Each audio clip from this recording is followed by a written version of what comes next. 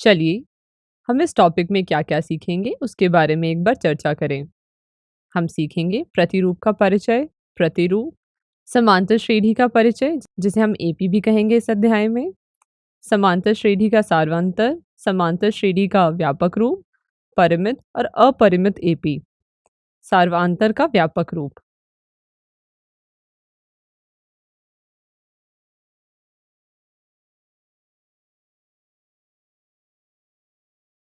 प्रतिरूप क्या होता है?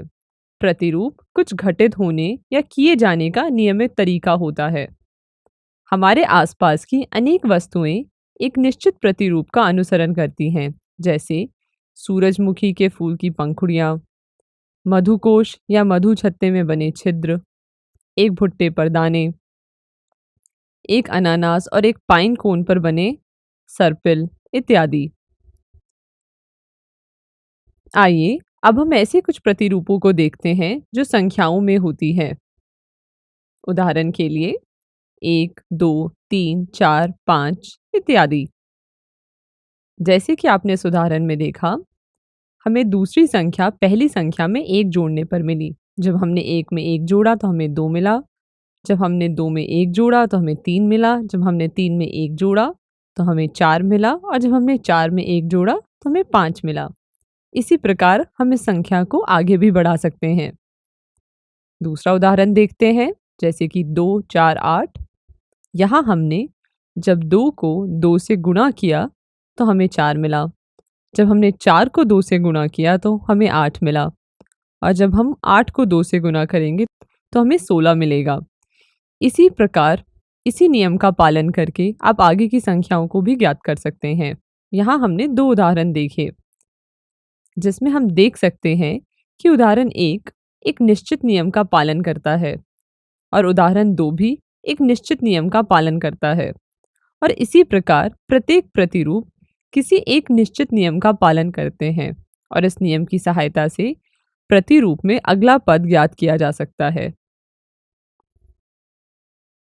यदि हम एक बार इस निश्चित नियम को जान लेते हैं तो प्रतिरूप में सभी पदों को ज्ञात करने में सक्षम होंगे। इस अध्याय में हम इनमें से एक प्रतिरूप का अध्ययन करेंगे जिसमें अगला पद अपने से पहले पदों में एक निश्चित संख्या जोड़ने पर प्राप्त किए जाते हैं। हम यह भी देखेंगे कि nवां पद किस प्रकार ज्ञात किया जाता है और n क्रमागत पदों का योग किस प्रकार ज्ञात किया जाता है। संख्याओं की निम्नलिखित सूचियों पर विचार कीजिए। 1, 2, 3, 4 इत्यादि। 100, 70, 40, 10, -3, -2, -1, 0, 3, 3, 3, 3, -1.0, -1.5, -2.0। सूची की प्रत्येक संख्या एक पद कहलाता है। क्या आप बता सकते हैं कि उपरोक्त सूचियों में से प्रत्येक में प्रत्येक नया पद किस प्रकार प्राप्त होता है?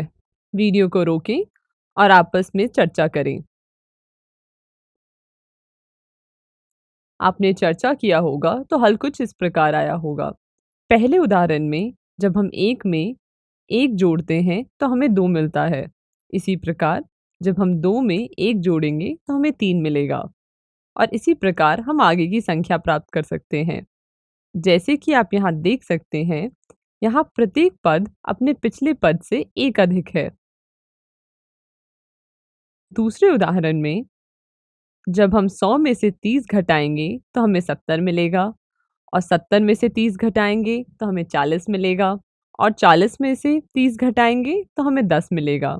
जैसे कि आप देख सकते हैं, यहाँ प्रत्येक पद अपने पिछले पद से 30 कम है। तीसरे उदाहरण में जब हम पहले पद में 1 जोड़ेंगे तो हमें दूसरा पद मिलेगा। इसी प्रकार जब हम दूसरे पद में 1 जोड़ेंगे तो हमें तीसरा पद मिलेगा और इसी प्रकार हम आगे की संख्या निकाल सकते हैं। यहाँ प्रत्येक पद अपने पिछले पद में 1 जोड़ने से प्राप्त होता है। चौथे उदाहरण में हम पहले पद में शून्य जोड़ेंगे तो हमें दूसरा पद मिलेगा और इसी प्रकार हम आगे की संख्याएं निकाल सकते हैं।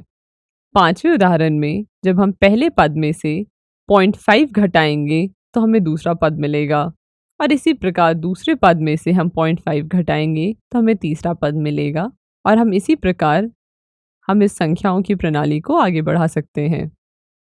यहाँ प्रत्येक पद अपने पिछले पद में से 0.5 जोड़कर अर्थात उसमें से 0.5 घटाकर प्राप्त होता है। उपरोक्त सूचियों में से प्रत्येक में हम देखते हैं कि अगले पदों को इनसे पहले पदों में एक निश्चित संख्या जोड़कर प्राप्त किया जाता है। संख्याओं की ऐसी सूची को यह कहा जाता है कि वे एक समांतर श्रेणी बना रहे हैं।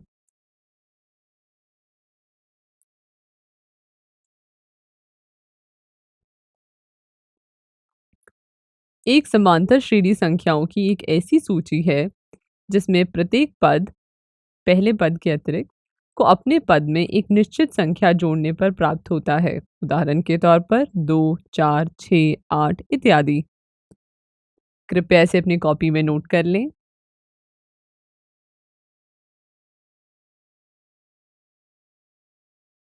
सार्वांतर एक समांतर श्रेणी में दो क्रमागत संख्याओं का अंतर सार्वांतर कहलाता है। आइए इसे एक उदाहरण के साथ समझते हैं। जैसे कि आप यहाँ देख सकते हैं कि जब हमने 2 में 2 जोड़ा तो हमें 4 मिला और 4 में जब हमने 2 जोड़ा तो 6 और इसी प्रकार जब हमने 6 में 2 जोड़ा तो 8। यह निश्चित संख्या AP का सर्वांतर कहलाती है जिसे D से सूचित किया जाता है।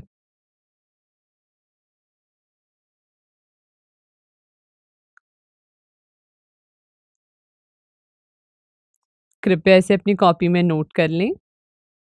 चलिए अब इस प्रश्न का हल निकालें। संख्याओं की एक सूची है 3, 6, 9, 12 में अगला पद क्या होगा? वीडियो को रोकें और अपने सहपाठी के साथ चर्चा करें। चलिए अब इसका हल देखते हैं।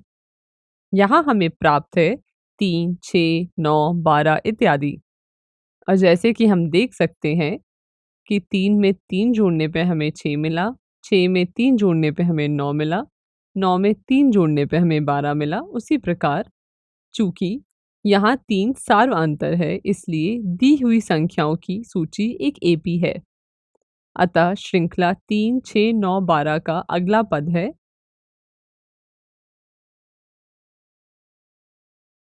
12 जमा 3 जो कि 15। याद रखिए सर्वांतर धनात्मक, ऋणात्मक या शून्य भी हो सकता है।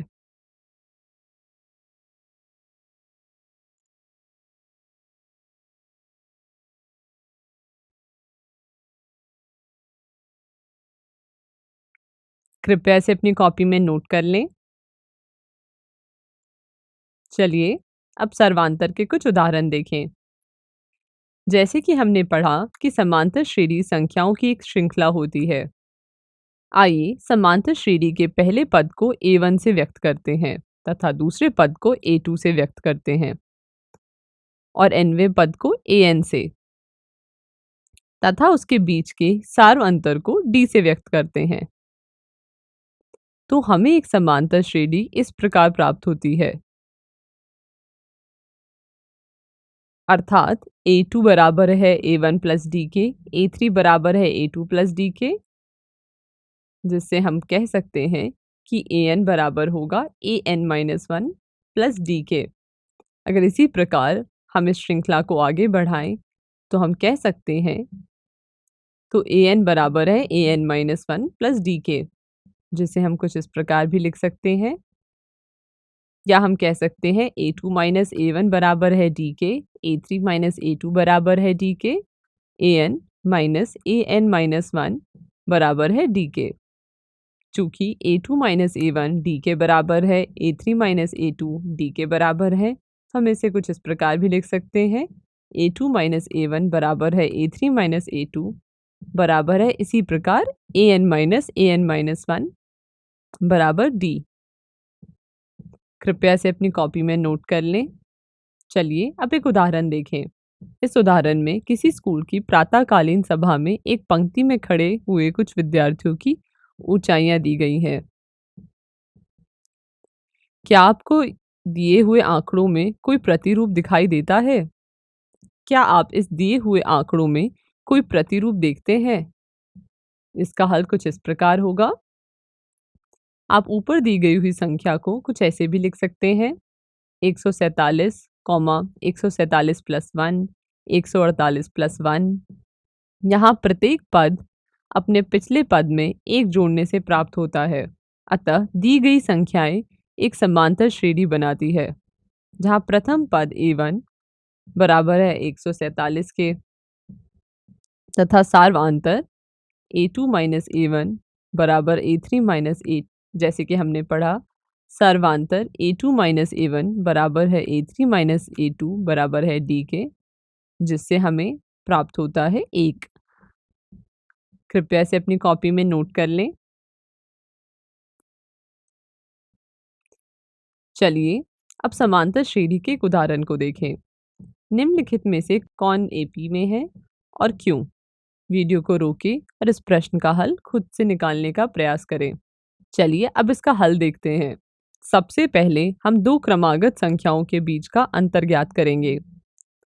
a2 माइनस a1 बराबर -4 माइनस 1, जिसे हल करने पे हमें मिलेगा -5।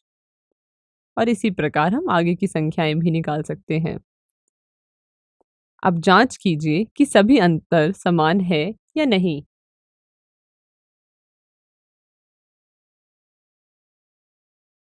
यदि अंतर समान है तो दी हुई सूची एक समांतर श्रेणी है।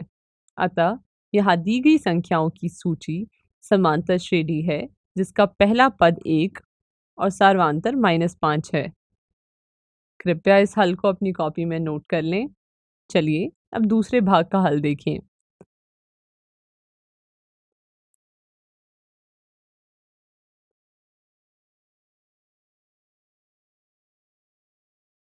जैसे कि आप देख सकते हैं, यहाँ पहला पद 11 है और सार्वांतर 12 है।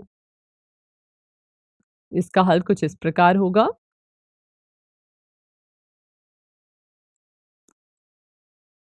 क्योंकि यहाँ दो क्रमागत संख्याओं के बीच के अंतर समान नहीं है, इसलिए दी गई संख्याएं एक समांतर श्रेणी नहीं बनाती है।